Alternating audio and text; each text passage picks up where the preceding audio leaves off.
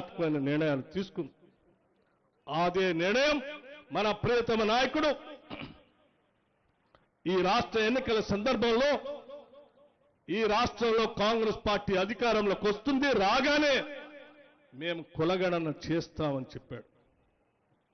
ఆయన చెప్పిన మాట మేరకు ఈ రాష్ట్ర ప్రభుత్వం అధికారంలో రాగానే కేబినెట్ నిర్ణయం తీసుకొని కేబినెట్లో తీర్మానం పాస్ చేసి అసెంబ్లీలో పెట్టి రాజకీయ, ఆర్థిక, సామాజిక, విద్య కులగణనకు సంబంధించి పెద్ద ఎత్తున మొట్టమొదటిసారి భారతదేశ చరిత్రలో క్యాస్ట్ సర్వే చేసి రాష్ట్రంలో ఉన్నటువంటి కులాలు, ఏ కులాలు ఉన్నాయి, ఎవరి ఆర్థిక పరిస్థితి ఏ రకంగా ఉంది, ఎవరి సామాజిక పరిస్థితి ఏ రకంగా ఉంది, ఈ రాష్ట్ర వనరులు ఎవరికి అందుబాటులో ఉన్నాయి, ఎవరికి అందుబాటులో లేకుండా ఇబ్బంది పడుతున్నారనేటువంటి అంచనాలన్నింటినీ కూడా స్టడీ చేసి పెద్ద ఎత్తున భవిష్యత్తులో ఆ సహజ వనరుల్ని లేకపోతే వనరుల్ని అందుబాటులో లేక అందుకోలేక వెనకబడినటువంటి వర్గాలకి అమలు చేయాలనేటువంటి ఆలోచనతో ఈ రాష్ట్ర ప్రభుత్వం ముందుకు పోతాం.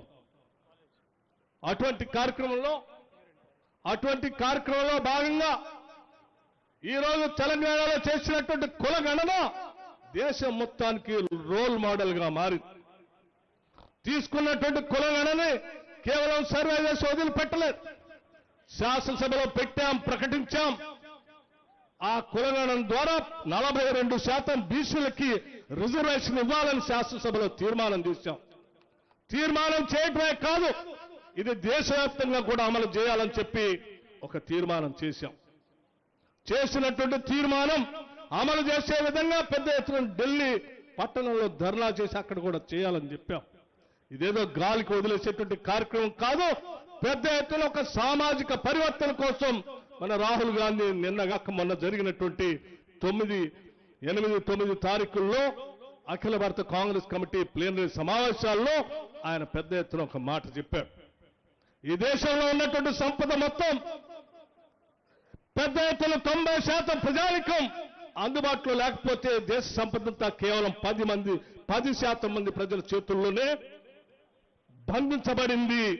ఆ సంపదని బద్దలు కొట్టి ప్రజలందరికీ పంచాలి, సంపద ప్రజలకే ఉండాలని చెప్పి ఆయన ఒక తీర్మానం చేసి పెద్ద ఎత్తున మాట్లాడితే ఈరోజు చాలా మంది ఈ రాష్ట్రాన్ని ఆర్థిక అరాచకత్వానికి పెద్ద ఎత్తున దోపిడీ చేసి సామాజిక అరాచకత్వాన్ని సృష్టించినటువంటి పెద్దలు ఈరోజు కాంగ్రెస్ పార్టీ కులగణన చేస్తా ఉంది. జరిగినటువంటి కులగణన ద్వారా వనరులు పంచేటువంటి కార్యక్రమంలో ముందుకు పోతా ఉంది. దాంతో పాటు దశాబ్దాలుగా ఎస్సీ కేటగరైజేషన్ గురించి ఆలోచన చేస్తుంటే ఎవరు చేయకపోయినా వీళ్ళు చేసి న్యాయం చేసేటువంటి కార్యక్రమాన్ని ముందుకు పోతా ఉన్నారు. ఈ రెండు జరిగితే ఈ రాష్ట్రంలో బలహీన వర్గాలు, దళితులు, గిరిజనులు పెద్ద ఎత్తున లబ్ధి చెందుతారు, బహుజనులంతా బాగుపడతారని వాళ్ళు ఆపాలనేటువంటి ఒక రాజకీయ కుట్రతో ఆర్థిక అరాచకత్వాన్ని సృష్టించినటువంటి రాజకీయ పార్టీలకు సంబంధించిన బీఆర్ఎస్ నాయకత్వం, బీజేపీ నాయకత్వం ఈరోజు రాష్ట్ర ప్రభుత్వంపై విషం కక్కుతాం. నేను చెప్తా ఉన్నాను ఒకటే మాట, ఈరోజు మీరు ఆనాడు సృష్టించినటువంటి ఆర్థిక అరాచకత్వంతో రాజకీయ అరాచకత్వాన్ని ఈరోజు సృష్టించడం కోసం ప్రయత్నం చేస్తా ఉన్నారు. కానీ మీరు ఏమీ సాధించలేరు. ఎందుకనంటే ఈనాటి కాంగ్రెస్ పార్టీ, కాంగ్రెస్ ప్రభుత్వం, రాజీవ్ గాంధీ గారు కానీ, రేవంత్ రెడ్డి గారు కానీ, ఈ కేబినెట్ కానీ పూర్తిగా కట్టుబడి ఉంది. కులగణన ద్వారా జరుగుతున్నటువంటి సంఖ్యాపరంగా ఆర్థిక వనరులు పంచే కార్యక్రమంలో పూర్తి స్థాయిలో ముందు పోయే కార్యక్రమంలో ఉంది. నువ్వు కాదు, నీ తాత కాదు, నీ ముత్తాత కాదు, ఎవడొచ్చి ఆపినా ఈ సామాజిక పరివర్తన, సమసమాజ నిర్మాణం కాంగ్రెస్ పార్టీ సిద్ధాంతం తప్పనిసరిగా ముందుకు తీసుకొని పోతాం. ఈ ఆర్థిక వనరుల్ని పంచుతాం. ఇదే ఈ రాష్ట్ర ముఖ్యమంత్రి నిర్ణయం.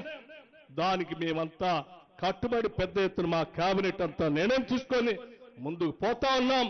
రాజీవ్ గాంధీ గారే ఈ దేశానికి ఒక దార్శనికుడు, ఈ దేశానికి దశాదిశ నిర్దేశం చేస్తా ఉన్నాడు. రాహుల్ గాంధీ గారు ఓ పక్కన అదానీ గారు, అంబానీ గారు అడ్డగోలుగా దేశ సంపదనంతా క్రోనిక్ క్యాపిటలిస్టులు దోపిడీ చేస్తా ఉంటే ఆయన భారత్ జోడో యాత్ర అని ఒక పిలిపించి ఈ దేశ సంపద ప్రజలకే ఉండాలని పిలిపించాడు. ఈ దేశ వనరులు ప్రజలకే చెందాలని పిలిపించాడు. భారత్ జోడో యాత్రలో వేలాది కిలోమీటర్లు నడిచి ఈ దేశానికి దిశ నిర్దేశం చేస్తూ రాబోయే రోజుల్లో ఈ దేశ సంపద ప్రజలందరికీ పంచుతాం. ఆ కార్యక్రమే కాంగ్రెస్ పార్టీ ముందున్నటువంటి ఏకైక లక్ష్యం.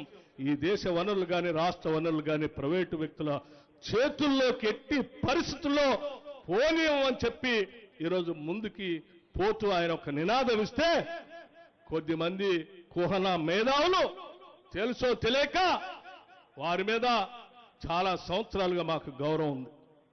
కానీ రాహుల్ గాంధీ తిరోగమనం అని వారు ఒక ఎడిటోరియల్ రాస్తారు. అయ్యా, నేను అడుగుతా ఉన్నాను, ఈ రాష్ట్రంలో ఉన్నటువంటి బడుగు బలహీన వర్గాలు, దళిత గిరిజనులు కాంగ్రెస్ పార్టీ ద్వారా వచ్చేటువంటి లబ్ధి పొందకూడదని మీరు అనుకుంటున్నారా?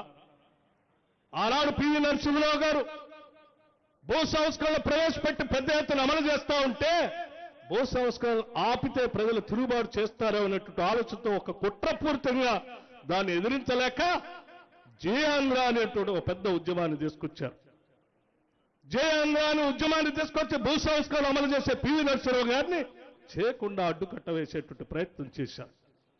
అదేవిధంగా ఈరోజు ఈ రాష్ట్ర ముఖ్యమంత్రి రేవంత్ రెడ్డి గారు ఈ కాంగ్రెస్ ప్రభుత్వం కులగణన చేసి బీసీలకి 42% రిజర్వేషన్ ఇవ్వాలని, కేటగరైజ్ చేసి అందరికీ న్యాయం జరగాలని, కులగణన ద్వారా ఈ రాష్ట్ర సంపదంతా అందుకోలేనటువంటి పేద బడుగు బలహీన వర్గాలందరికీ పంచాలని ఆనాటి భూ సంస్థల కంటే ఒక పెద్ద కార్యక్రమాన్ని తీసుకొని ముందుకు పోతా ఉంటే దాన్ని నేరుగా అడ్డుకోలేక, దానికి వ్యతిరేకంగా మాట్లాడలేక ఈ రాష్ట్ర ప్రభుత్వం పైన అవాకులు చవాకులు పేలుతూ ఒక రాజకీయ అరాచకత్వాన్ని సృష్టించడం కోసం మీరు ప్రయత్నం చేస్తున్నారు. ఈనాటి ప్రజానికం ఆ మాత్రం కూడా అర్థం చేసుకోలేనటువంటి అమాయకులు కాదని చెప్పి వారికి నేను చెప్తాదలుచుకున్నాను. మీరు ఎన్ని ప్రయత్నాలు చేసినా మేము ఈ కార్యక్రమాన్ని తీసుకొని ముందుకు పోతూనే ఉంటాం. రాహుల్ గాంధీ గారు ఇచ్చినటువంటి పిలుపుని ఈ రాష్ట్రంలో పూర్తి స్థాయిలో అమలు చేస్తాం. దీన్ని ఎవరు ఆపలేరని మాత్రం చాలా స్పష్టంగా చెప్తా ఉన్నాం. ఈ కేబినెట్ మొత్తం ముఖ్యమంత్రి రేవంత్ రెడ్డి గారు కానీ, నేను కానీ, ఈ కేబినెట్ లో ఉన్నటువంటి శ్రీధర్ బాబు గారు కానీ, ఉత్తమ్ కుమార్ రెడ్డి గారు కానీ, దామోదర్ రాజనరసింహ గారు కానీ, కొండా సురేఖ గారు కానీ, లేకపోతే జూపల్లి కృష్ణారావు గారు కానీ, కోమటిరెడ్డి వెంకటరెడ్డి గారు కానీ, సీతక్క గారు కానీ, మేమందరం ఒకటే మాట మీద ఉన్నాం. రాహుల్ గాంధీ గారు ఇచ్చినటువంటి పిలుపుని పూర్తి స్థాయిలో అమలు చేస్తాం. సంపదను మొత్తాన్ని ప్రజలకే పంచుతాం. సంపదను సృష్టిస్తాం. ఈ సంపదని అన్ని వర్గాల ప్రజలకు పంపిణీ చేస్తాం. కొద్ది మంది చేతుల్లో గుత్తాధిపత్యం, దోపిడీదారుల చేతుల్లోకి ఈ సంపదని పోనీయమని చెప్పి ఈ సందర్భంగా మీ అందరికీ నేను ఏప్రిల్ 14 బాబాసాహెబ్ అంబేద్కర్ జయంతి రోజు మీ అందరితో మా ఆలోచనలు పంచుకుంటున్నాం.